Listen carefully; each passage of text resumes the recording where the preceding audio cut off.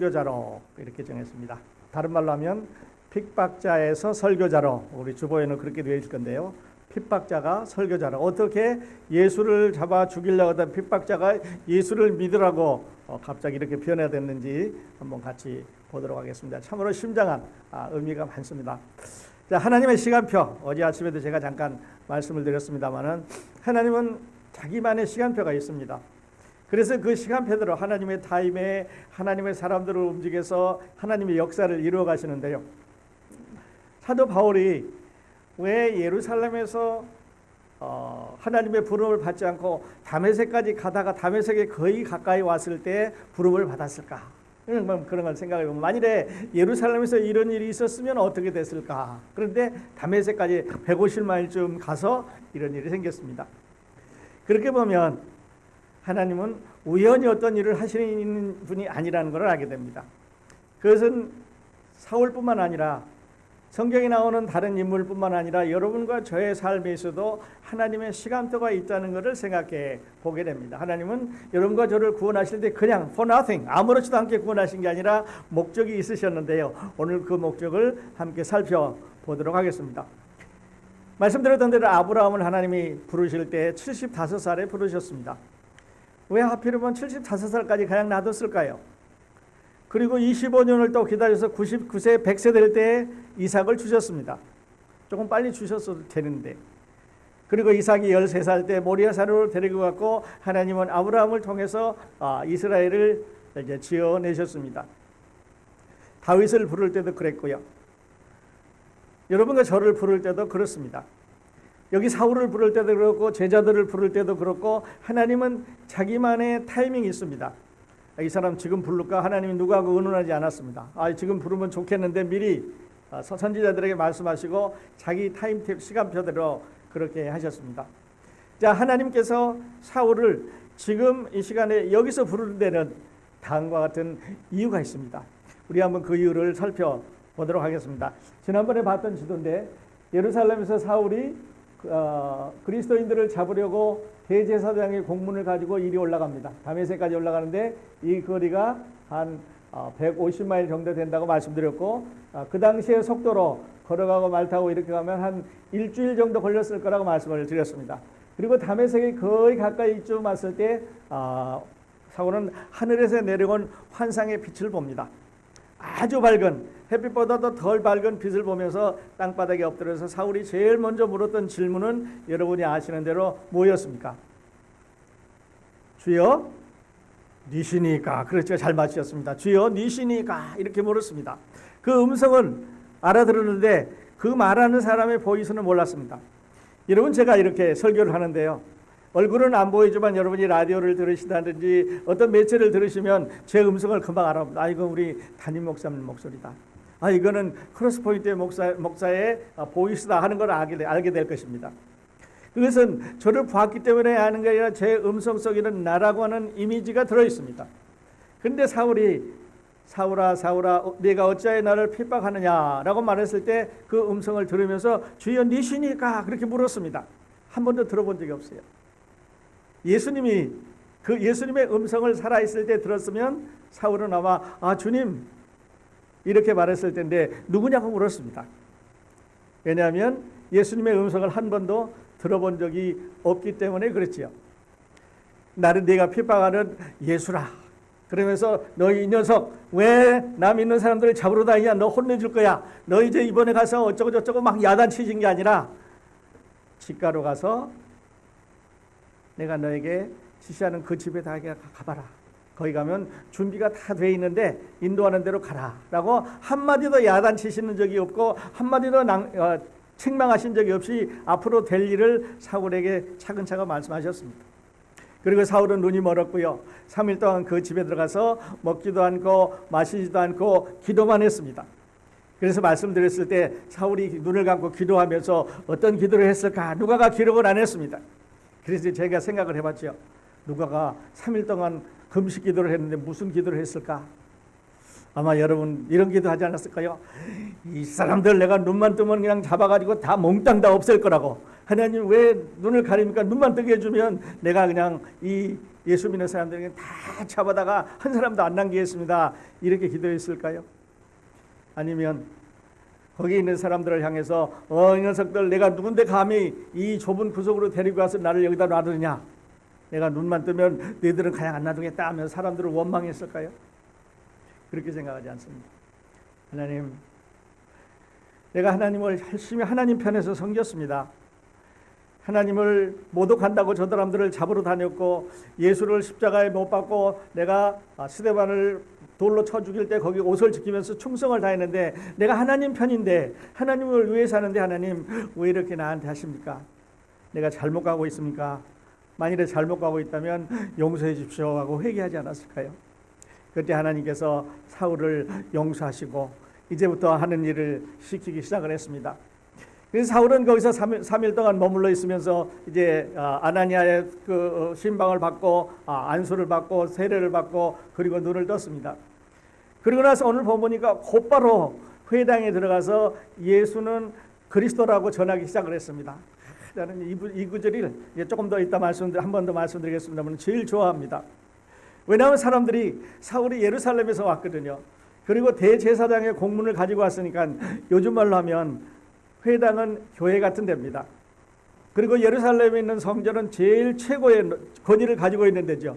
그러니까 최고의 권위를 가지고 있는 대제사장이 지방에 있는 작은 회당에다가 공문을 보내서 예수 믿는 사람이 있으면 누구든지 다 잡아서 그냥 이 사람이 족칠 때까지 내비둬라 이런 공문을 가지고 왔습니다. 사울이 들어갔을 때 사람들이 환영을 했을 것 같아요. 아이고 예루살렘에서 오셨습니다.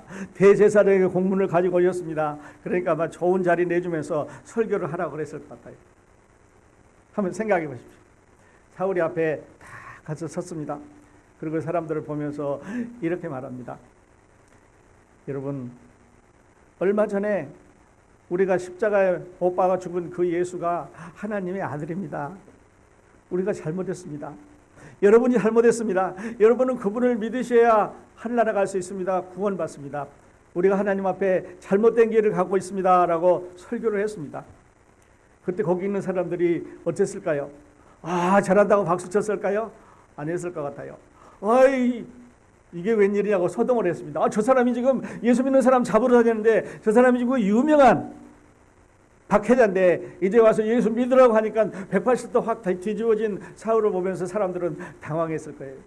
여기 보니까 다 놀라 말하되 이 사람이 예루살렘에서 이 이름을 부르는 사람들을 멸하려 하던 자가 아니냐. 여기에 온 것도 그들을 결박하여 대제사장에게로 끌고 가자 함이 아니냐 하더라. 뒤집혔습니다. 그러니까 이제 소동이 일어났죠. 야 사울 이 사람 이제 정신이 나갔다. 이제 이상해졌다. 이제 우리 편이 아니다.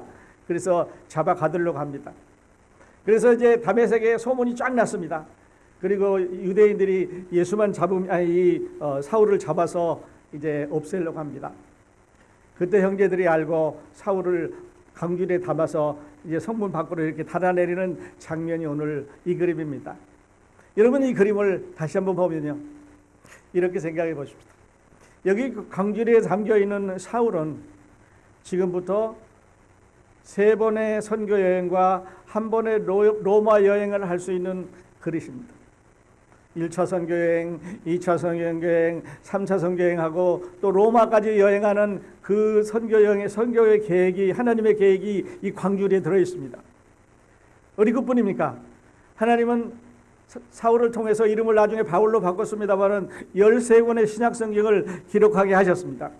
그러니까 13권의 신약성경, 3번의 선교여행, 그리고 로마 여행을 하는 그 큰 아주 중대한 책임을 가지고 있는 사람이 이 광주리에 들어 있습니다. 그래서 그 광주리를 이제 밖으로 달아내립니다. 그래서 사울은 여기서 구출을 받았죠. 이렇게 해서 사울은 완전하게 변화되는 사람이 됐습니다. 아까는 잡으러 가던 사람이 이제는 전하는 사람이 되었습니다. 앞으로 아까는 미워하던 사람인데 이제는 사랑하는 사람이 됐습니다. 아까는 핍박자였는데 이제는 좋아하는 사람이 됐습니다. 아까는 적그리스도였는데 이제는 친 그리스도가 됐습니다. 그러니까 예수를 만난다고 하는 것은요, 이렇게 완전하게 변화합니다. 여러분은 언제 예수님을 만나셨습니까? 여러분은 언제 예수님을 만나서 이렇게 사울처럼 완전히 변화되는 사람이 되셨습니까? 아직도 양쪽 박에 걸치고 나는 예수 믿는 사람인 것 같기도 하고 예수 안 믿는 사람인 것 같기도 하고 이러면은요, 늘 말씀드리지만 한 번 더 검토를 해보셔야 됩니다. 사울처럼 이렇게 예수 믿으면 완전히 변합니다. 죄인에게서 성도가 되는 거고요. 구도자에게서 성도가 되는 거예요. 완전히 이렇게 변화를 일으키는데, 사울은 이렇게 그날 완전히 변했기 때문에 이제 갈 때는 잡으러 가는 사람에서 광규를 타고 나올 때는 하나님의 전도자가 되었습니다. 말을 타고 아마 화려하게 갔을 것입니다. 다메섹으로 갈 때는 많은 사람이 뒤따라갔을 거고 공문을 들고 의기양양하게 말을 타면서 꾸닥꾸닥꾸닥 갔을 텐데요. 올 때는 광주리를 타고 몰래 밤에 이제 도망을 나옵니다. 그러나 그는 처음에 갔던 사람이 아니라 완전히 다른 사람이 돼서 돌아오게 됐습니다. 말씀드렸던 대로 회당에서 바울이 첫 설교를 합니다. 다메섹 회당에 들어가서 사람들에게 설교를 하는데요, 바울이 한 말이 아주 놀랍습니다. 사울은 힘을 더 얻어 예수를 그리스도라 증언하여 다메섹에 사는 유대인들을 당혹하게 하니라. 누가는 그렇게 기록을 했습니다. 설교 내용을 자세하게 기록을 하지는 않았습니다. 그러나 알맹이를 추려보면요, 예수를 그리스도라 증언했다. 나사렛 예수를 그리스도라. 그리스도란 말은 기름 부음을 받은 자란 말입니다. 하나님의 아들이라는 말이고 세상의 구주라는 말이죠. 그러니까 우리가 죽였던, 얼마 전에 십자가에 못 박혀 죽었던, 십자가에 못 박혀 하셔서 십자가에 못 박혀 하셔서 죽였던 그 예수가 하나님께서 구약 성경에 지금까지 쭉 이어오던 메시아다. 다른 메시아 기다릴 필요 없이 이분이 메시아라고 말을 합니다. 그러니까 사람들이 당황하는 거죠. 그러니까 사람들이 아마 눈이 둥그레지는 거죠. 어떤 사람은 이렇게 말했을 줄 몰라요. 저 사람이 그냥 너무 예수를 잡으려고 예수하고 쫓아다니니 그냥 정신이 돌아가지고 헛소리를 한다고 그랬을 몰라요. 왜냐하면 이제 딴 사람이 됐을까요? 예수 믿는 사람은 다 잡아서 그냥 이단이기 때문에 없애야 되는데 이제는 그 예수를 믿으라고 하는 사람이 됐습니다. 그때 사람들이 반응하고 그 바울의 모습을 한번 상상해 보니까요, 너무 기분이 좋아요. 오늘 우리도 이런 변화가 있습니다. 이제 뒤에 또 한번 말씀드리겠습니다만은 우리나라 역사에도요, 옛날에 북한에서 깡패였던 사람이, 서울에서 깡패였던 사람이 예수를 믿고 나서 이제 완전히 변화됐습니다. 이제 한 번 더 소개를 해드리려는데, 이 김익두 목사님 같은 분은요, 깡패였습니다. 그래서 예수 믿는 사람을 교회 앞에 서서 이제 주일날 교회 못 오게 두드러 팹니다. 그리고 큰 사닥다리를 갖다 올려놓고 딱 사다리 위에 서서 예수 믿는 사람은 내 가랭이 밑으로 지나가라, 이렇게 나쁜 짓 하는 사람입니다. 그런데 어느 날 이분이 예수를 만났습니다. 그리고 집집마다 돌아다니면서 이제 전도를 합니다. 어느 집에 들어가서 땅땅 두들면서 예수 믿으십시오. 아무개 목사입니다. 그러니까 보고 있던 사람이 이 쌀을 마침 씻고 있었는데 딱 보니까 자기가 교회 가면 그 핍박하던 사람이, 그래서 그냥 쌀뜨물을 얼굴에다가 확 뿌려버렸어요. 당장 꺼지라고, 예수 이름을 더럽히지 말라고. 그래서 그냥 쌀뜨물 바가지로 한박 뒤지고 있으면 이 목사님 하는 말이, 할렐루야, 나는 변한 사람입니다. 예수 믿으십시오. 그리고 돌아왔다는 유명한 이야기들이 얼마든지 있습니다. 회당에서 사울의 첫 설교는 참으로 아주 흥미진진하고 박진감 넘치는, 그러면서도 긴장이 가득 차 있는 이런 설교였을 거라고 생각을 해봅니다. 그리고 바구니에 이제 담겨진 사울, 말씀드렸던 대로 13권의 신학성경이 담겨 있습니다. 3번의 선교여행이 담겨 있습니다. 그리고 그 많은 교회를 세웠던 바울이라고 하는 인물이 그 바구니에 담겨 있습니다. 어찌 보면 간단한 것 같은데요, 어찌 보면 그 바구니 끈만 자르면 그만 역사가 다 바뀔 것 같은데요, 그 바구니에 달아드는 그 순간이 우리에게 그렇게 중요합니다. 여러분, 그런데요, 바구니에 담긴 사울만 하나님께서 목적이 있으셔서 거기에 달아남기신 게 아니고요, 여러분과 저에게도 바구니에 담아서 하나님께서 이렇게 정성껏 달아내리고 있다고 하는 사실입니다.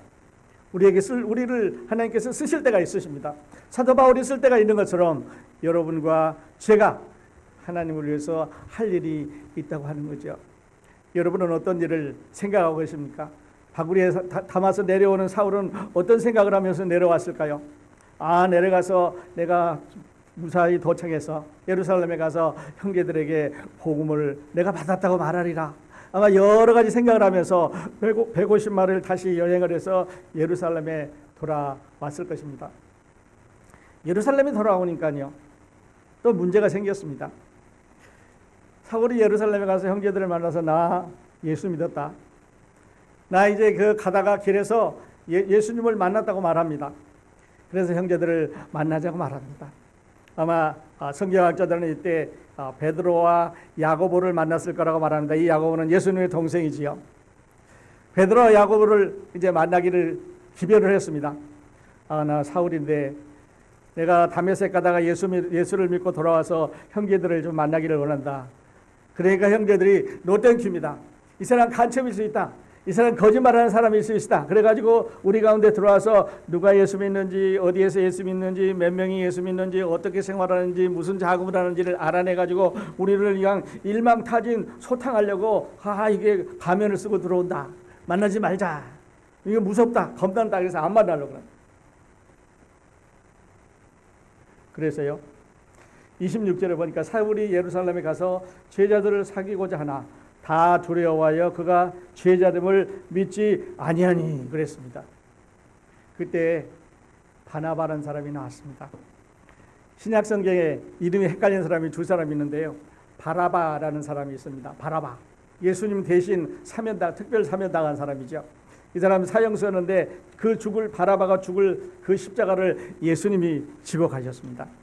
바라바라는 사람이 있고 구약 성경에 보면 엘리야라는 제자가 있었고 엘리사라는 사람이 있지요.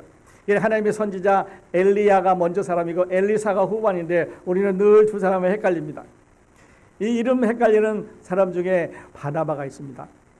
바나바는요, 성품이 아주 온유했습니다. 그래서 사람들이 위로의 아들이라 그렇게 불렀습니다. 바나바의 별명은 위로의 아들입니다. 위로라고 불렀습니다. 그러니까 사람들을 만나면 온화한 사람입니다. 사람들을 만나면 어려움에 접근하지 않고 그들을 위로해주고 편안하게 해주고 다듬어주고 이런 사람입니다. 그 잘못을 지적하고 그 잘못을 야단해치고 그 잘못을 드러내고 그 잘못을 통해서 그에게 마음을 상하게 하는 게 아니라 그를 덮어주고 그를 위로해주고 그를 예수 그리스도의 평안을 주는 이런 사람으로 바나바가 나왔습니다. 바나바가 이번에 나섰습니다. 그래가지고 형제들한테 가서 내가 보니까 그가 다메섹 가다가 예수님의 음성을 들었어. 그리고 예수님을 빛 가운데서 봤어. 그리고 그 다메섹 회당에서 전하는 걸 보니까 그 사람은 틀림없이 우리 편이야. 그냥 받아줘도 좋겠다고 이렇게 소개를 하는데요. 27절에 누가는 이 장면을 이렇게 기록을 했습니다. 바나바가 데리고 사도들에게 가서 그가 길에서 어떻게 예수를 보았는지와 예수께서 그에게 말씀하신 일과 다메섹에서 그가 어떻게 예수의 이름으로 담대히 말하는지를 전하니라. 사울이 제자들과 함께 있어 예루살렘에 출입하며 그래서 거기 있던 제자들이 사울을 받아들였습니다. 누크리디스로 바나바 크리디스로. 그러니까 우리가요, 예수는 믿지만 크리딧이 좋아야 되는 것 같아요.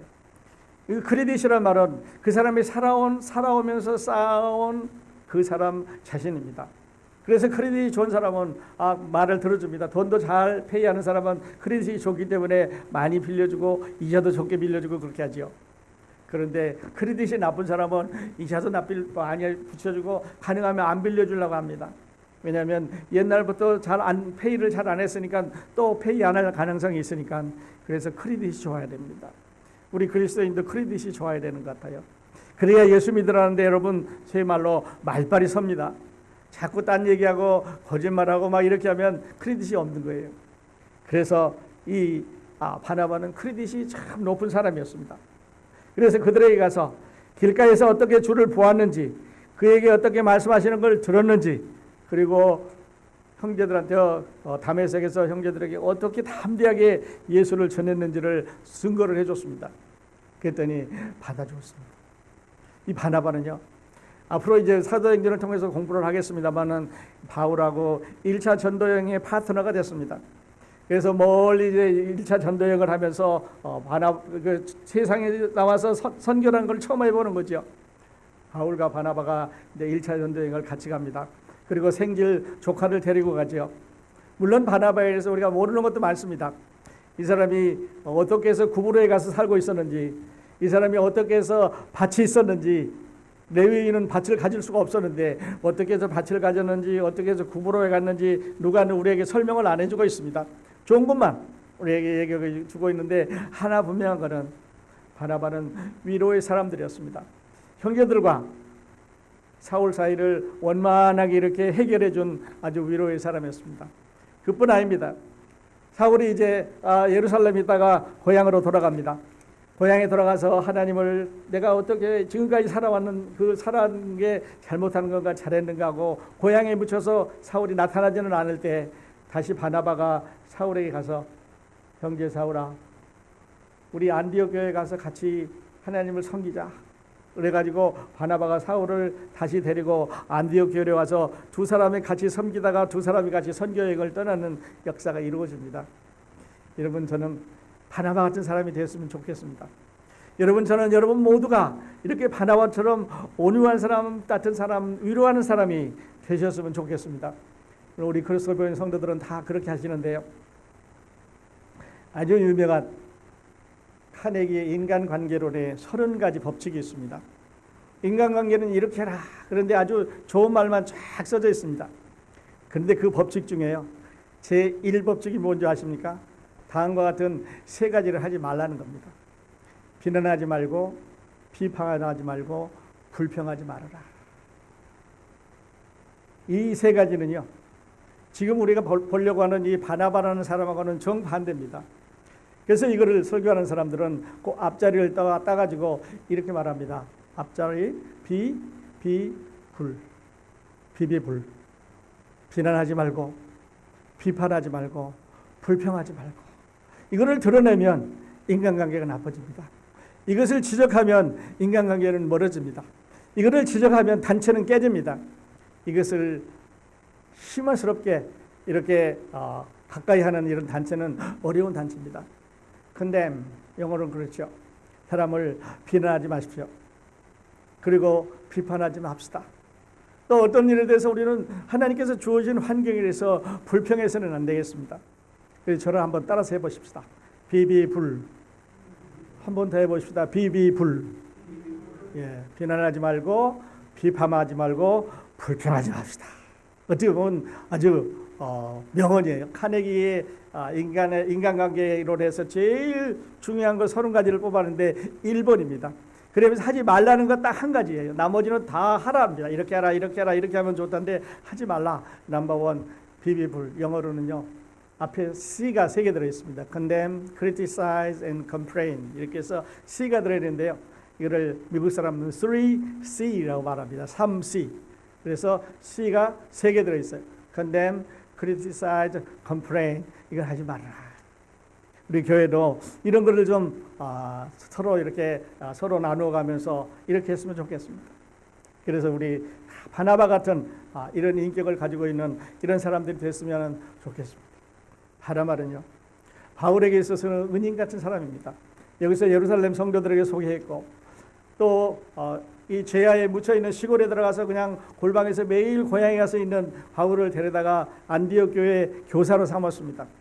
그리고 두 사람이 선교여행을 떠나는 아름다운 그런 사람입니다. 묻혀있는 사람, 어려운 가운데 있는 사람을 이제 드러내서 함께 하나님을 섬기는 그런 사람이죠. 자, 오늘 아주 길게 썼는데요, 누가가 여기에다가 왜 이 말씀을 기록했을까? 누가가 여기에다 이 말씀을 기록해서 오늘 이 설교를 듣고 이 메시지를 듣는 나에게는 무엇을 말씀하고 있는가 하는 것을 캐치하면 여러분의 예배는 은혜로운 예배입니다.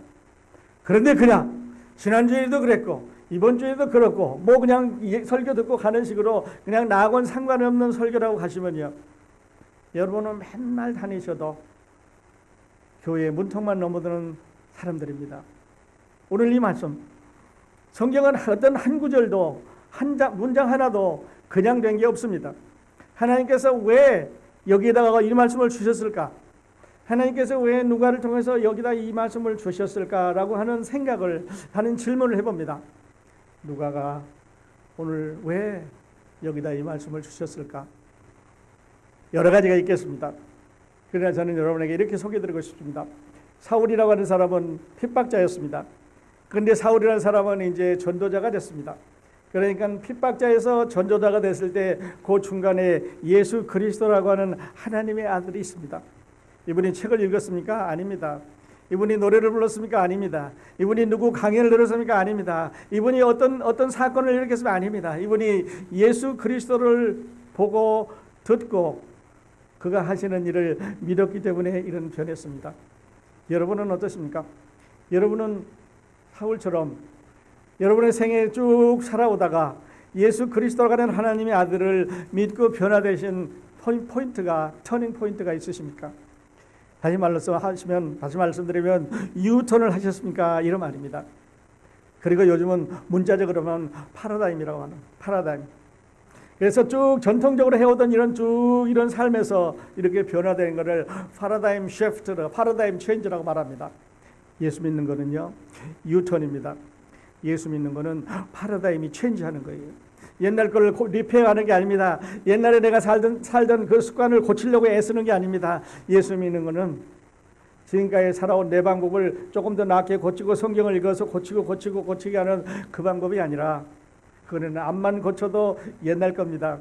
암만 고쳐도 죄 가운데 있는 것입니다. 암만 고쳐도 하나님 앞에 나갈 수가 없는 것입니다. 그래서 어떻게 했습니까? 사도 바울이 너는 율법을 잘못 지켰으니까 요 율법 잘 지켜 사람들 미워하는 것만 고치면 된다. 너는 성경을 많이 알고 있기 때문에 이렇게 리페어하라고 그런 게 아니라 하나님의 아들 예수를 믿고 새 사람으로 변했습니다. 리페어하지 마시고요. 예수 그리스도는 리페어맨이 아닙니다. 예수 그리스도는 고치러 온 목수가 아니라 새로 지으려 온 크리에이터입니다. 새로 창조하러 오셨습니다. 그래서 옛날 것 다 버리시고 옛날 것 다 떨쳐버리시고 예수 십자가 앞에 다 내려놓으시고 예수님 이제 믿겠습니다 이렇게 하는 새로운 삶을 가시면 핍박자에서 전도자가 됩니다. 누가가 주는 메시지 저는 그렇다고 믿습니다. 그리고 누가는 사울을 우리 모델로 해서 여러분도 이렇게 변할 수 있다고 하는 희망을 주고 있는데요. 두 번째 질문은 바나바가 우리에게 주는 교훈입니다. 여러분은 바나바라고 하는 이 인격을, 이 사람을 통해서 어떤 생각을 해보십니까? 저는 이 바나바를 생각할 때 나도 바나바 같은 사람이 됐으면 좋겠다 이런 생각을 했습니다. 어떻게 하면 나도 바나바 같은 사람이 될 수 있을까 하는 이런 부러움이 이 말씀을 읽으면서 문득 떠올랐습니다. 자, 사람들이 다 미워하고 무서워하는 바울을 형제들에게 데리고 갔습니다. 바울이 나는 이제 고향으로 돌아가야 되겠다고 하고 고향에 가서 머물러 있는 바울을 다시 데리고 가서 안디옥에 와서 교사로 놓습니다. 그리고 그를 선교 여행에 같이 가는 사람이 됐습니다. 위로의 아들이죠. 바나바는 저 사람 옛날에 우리 죽이려고 쫓아다니는 사람이야 지적하지 않았습니다. 저 사람은 옛날에 이런 사람이었다. 저 사람은 이렇다고 막 비평하거나 하든지 불만을 한다든지 사람들에게 이렇게 말하지 않았습니다. 이 사람은 변한 사람이다. 하나님께서 변화시킨 사람이라고 소개해주는 따뜻한 마음을 가지고 있는 바나바.